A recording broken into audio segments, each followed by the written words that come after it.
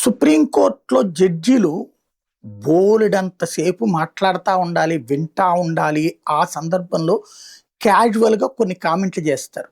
అక్కడున్న లాయర్‌తో వాళ్ళకున్న ఇంటిమసీ లేదా అక్కడ ఉండేటువంటి వాతావరణాన్ని చల్లబరచడానికి. బట్ అది స్ప్రెడ్ అయిపోయి న్యాయ వ్యవస్థని ఒక దోషులుగా చూపించే ప్రయత్నాలు ఆ తీర్పు బాధితులు చేస్తున్నారు. ఇది పెద్ద సమస్య అయి కూర్చుంది. దాంతో ఇప్పుడు కీలకమైనటువంటి పరిణామాలు చోటు చేసుకుంటున్నాయి. చివరికి సుప్రీంకోర్టు ఇప్పుడు కీలకమైన ఆదేశాలు ఇచ్చింది.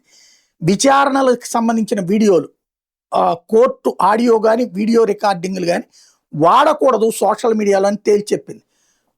ముందస్తు అనుమతి లేకుండా సోషల్ మీడియా కానీ డిజిటల్ ప్లాట్ఫామ్లో కానీ కోర్టు వీడియోలు పోస్ట్ చేయడాన్ని నిషేధించింది. వీడియోల్ని ఎడిట్ చేయడం, మానిటైజ్ చేయడం, డౌన్లోడ్ లేదా రీపోస్ట్ చేయడం నేరంగా పరిగణిస్తున్నట్టు ప్రకటించింది. కోర్టు రికార్డింగ్ని అనుమతి లేకుండా దాచడం, ప్రసారం చేయడం మీద కూడా సుప్రీంకోర్టు నిషేధం ఇచ్చింది. అయితే మీడియా టెలికాస్ట్ చేయొద్దని మాత్రం చెప్పలేదు. కాబట్టి మీడియా వాళ్ళ వరకు హ్యాపీ.